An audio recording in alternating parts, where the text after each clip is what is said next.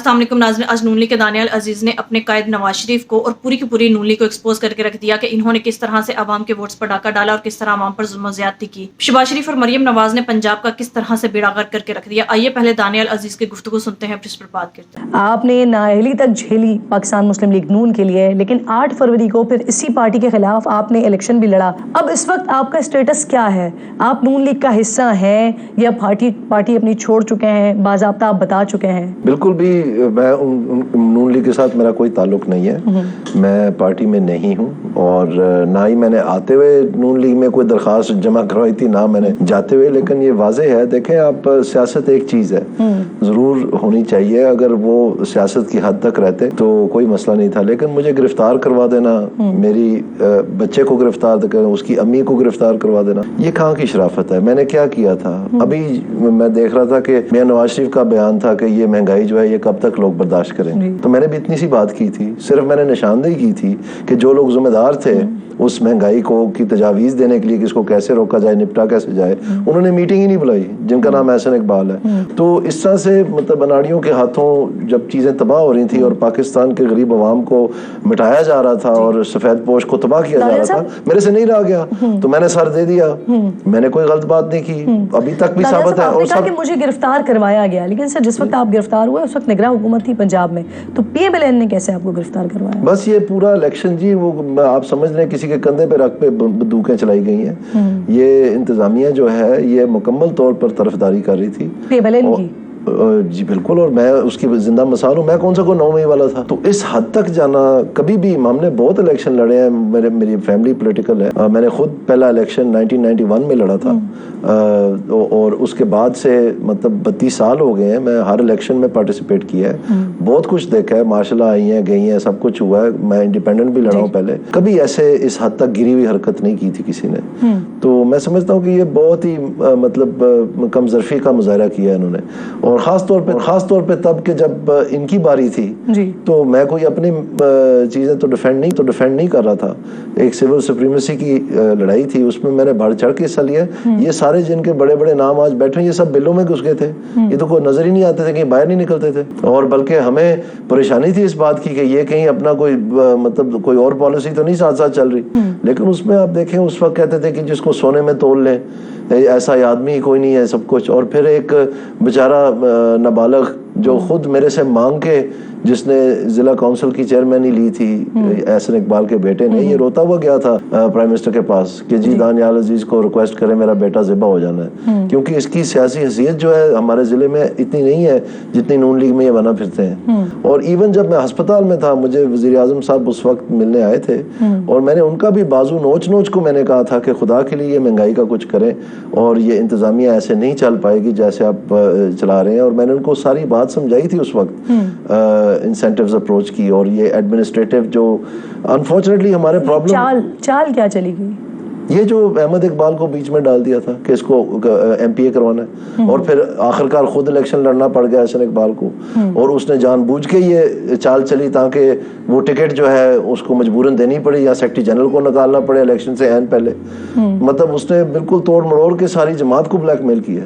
لیکن دانیال صاحب یہ جو صوبائی نشست کا معاملہ تھا نا، جو احمد اقبال صاحب کے ساتھ جو معاملہ ہو رہا تھا، نیشنل پہ آپ کو ٹکٹ کیوں نہیں دیا گیا؟ وہ اسی لیے کیونکہ میں اس کو اڈاپٹ نہیں کر رہا تھا، میں نے ان کو یہ کہا کہ میں نے خود بھی الیکشن لڑنا ہے، ایم این اے کے ونگز جو ہیں وہ بڑے اہم ہوتے ہیں، یہ نابالغ بچہ چیئرمینی اس نے ضلع کونسل کی جو چلائی ہے وہ پورے علاقے میں مشہوری ہے کہ وہ ایک تو کبھی تھا ہی نہیں وہاں پر، آپ کہہ رہے ہیں کہ آپ اس ضلع میں اس حلقے میں ان کی کوئی ورت نہیں ہے، لیکن اس کے باوجود بھی ضمنی الیکشن تو جیت گئے۔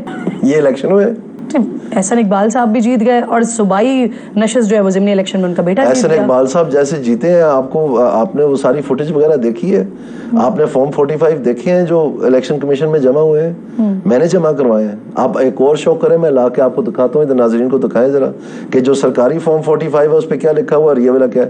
اب تو انہوں نے بڑا آسان کر دیا، وہ تو فارم 47 والا الیکشن تھا، یہ جو بائی الیکشن ہے یہ تو انہوں نے کہا کہ سیدھا فارم 45 ہی لگا دیں، یعنی 326 پریزائڈنگ آفیسرز اور اسسٹنٹ پریزائڈنگ آفیسر ٹرین ہوئے، الیکشن کمیشن کی 3 روزہ ٹریننگ ہوئی، پورے ضلع میں سے سلیکٹ ہوئے، اور جب 155 پولنگ اسٹیشنز کے لیے پریزائڈنگ آفیسر نوٹیفائی ہونے تھے تو ان میں سے صرف 6 تھے۔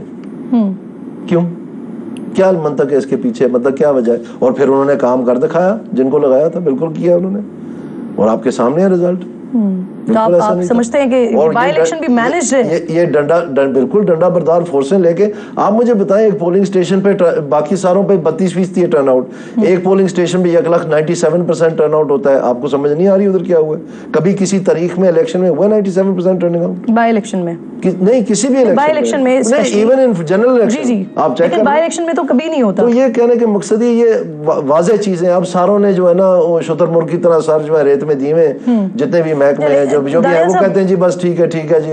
ابھی ایسا لگتا ہے ممکنہ طور پر کہ شاید میاں صاحب واپس پاکستان مسلم لیگ نون کی صدارت سنبھالیں گے, تب ممکن ہے کہ دانیال عزیز ہمیں واپس پاکستان مسلم لیگ نون کا حصہ بنے ہوئے نظر آئیں. نون لیگ کی پرابلم یہ ہے جی, ان کے پاس حل کوئی نہیں ہے.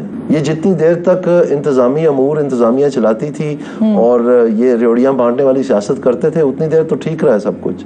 اب مسئلہ یہ ہے کہ انتظامیہ گل سڑ گئی ہے. میں آپ کو یہ بتانا چاہتا ہوں جی کہ جو اس وقت بڑا واہ ویلا مچ رہا ہے کہ جی وہ کپڑے کون سے پہن لیے اور اس طرح سی کو بات, دیکھیں میرا ایشو یہ نہیں ہے. بہت لوگ میرے سے پوچھتے ہیں, اور میرا ایشو یہ ہے کہ کرائم کے جو سٹیٹسٹکس ہیں نا وہ چھپائے جا رہے ہیں. اب میں نے کھوج کر کے نکلوا لی ہیں, آپ دنگ رہ جائیں گی کہ اسی پنجاب میں کرائم کتنا بڑھ گیا. یعنی بہت ساری مدیں ایسی ہیں جس میں 60% سے زیادہ بڑھ گیا کرائم ایک سال کے اندر.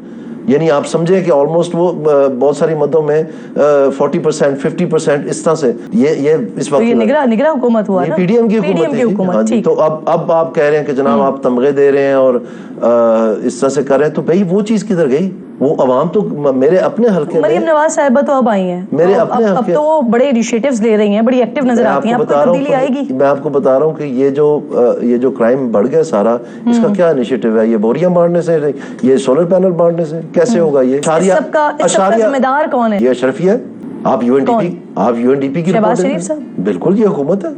یہ اگر چاہیں تو یہ بالکل ٹھیک کر سکتے ہیں. اسحاق ڈار صاحب کو وزارت خزانہ کیوں نہیں ملی؟ اسی لیے نہیں ملی کہ ان کو اکنامکس کا ABC نہیں پتا. ناظرین, پہلے تو یہ الزام لگاتے تھے کہ پی ٹی آئی والے وائلنس کرتے ہیں, دہشت گردی کرتے ہیں اور بدماشی کی سیاست کرتے ہیں. اس طرح کے الزامات لگا کے انہوں نے پی ٹی آئی کو تو نکر میں لگا دیا, لیکن اب ان کی اپنی پارٹی کا دانیال عزیز جو پرو نون لیگی رہا ہے اور نواز شریف کا بڑا قریبی ساتھی بھی رہا ہے, اس سلسلے میں اس نے نواز شریف کے لیے کئی بار مشکلات برداشت کی اور کئی بار نااہلی بھی بھگتی, لیکن آج اسے بھی استعمال کر کے پھینک دیا گیا. اس لیے آج وہ بھی چیخ چیخ کر پکار رہا ہے کہ مجھے بھی گرفتار کر لیا گیا, میرے بیٹے کو, بیوی کو اور پورے خاندان کو گرفتار کر لیا گیا اور ظلم و ستم کا نشانہ بنایا, اور میرا قصور صرف یہ تھا کہ میں الیکشن لڑنا چاہتا تھا اور احسن اقبال کے بیٹے کے خلاف الیکشن میں کھڑا ہوا, لہٰذا نون لیگ سے یہ بات برداشت نہیں ہوئی اور انہوں نے اپنی ہی پارٹی کے بندے پر ظلم و ستم کرنا شروع کر دیا. ناظرین, اسی سے آپ اندازہ لگا سکتے ہیں کہ نون لیگ والے کس قدر فاشسٹ اور فرونیت کی فطرت رکھتے ہیں. ان کے خلاف کوئی بھی کھڑا ہو جائے, ان سے یہ بات برداشت نہیں ہوتی. جس طرح سے 9 مئی کے واقعے کو پر انہوں نے عوام پر ظلم و ستم کیا, یہ تو ہم اپنی آنکھوں سے دیکھ ہی چکے ہیں. پی ٹی آئی پر تو 9 مئی کا زبردستی الزام لگا دیا گیا, لیکن ان کی اپنی پارٹی کا بندہ دانیال عزیز, اس نے کیا تھا؟ اس نے تو کوئی دہشت گردی نہیں کی تھی. اس پر بھی انہوں نے ظلم و ستم کرنا شروع کر دیا. نواز شریف, شہباز شریف اور مریم نواز, ان کی فطرت یہ رہی ہے کہ یہ شروع سے ہی اپنی پارٹی کے لوگوں کو استعمال کرتے ہیں اور پھر استعمال کر کے پھینک دیتے ہیں, اور یہ کسی کے ساتھ بھی وفادار نہیں ہو سکتے. اب عوام بھی یہ بات سمجھ چکی ہے کہ نون لیگ والے نہ تو ملک سے وفادار ہیں اور نہ ہی عوام سے, کیونکہ وہ نواز شریف جو اپنی پارٹی کے وفادار بندوں کے ساتھ وفا نہیں نبھا سکتا, وہ ملک کے ساتھ کیا وفاداری نبھائے گا. ناظرین, آپ نے دیکھا کہ کس طرح سے شہباز شریف, مریم نواز اور ان کے سہولت کار محسن نقوی نے کس طرح سے پنجاب کو ظلم و ستم کا گڑھ بنا دیا ہے اور عوام پر جس طرح سے یہ ظلم و زیادتی کرتے جا رہے ہیں. ناظرین, آپ کے اس بارے میں کیا رائے ہے؟ کامنٹ میں ضرور بتائیے گا. اگلی ویڈیو میں ملتے ہیں, تب تک کے لیے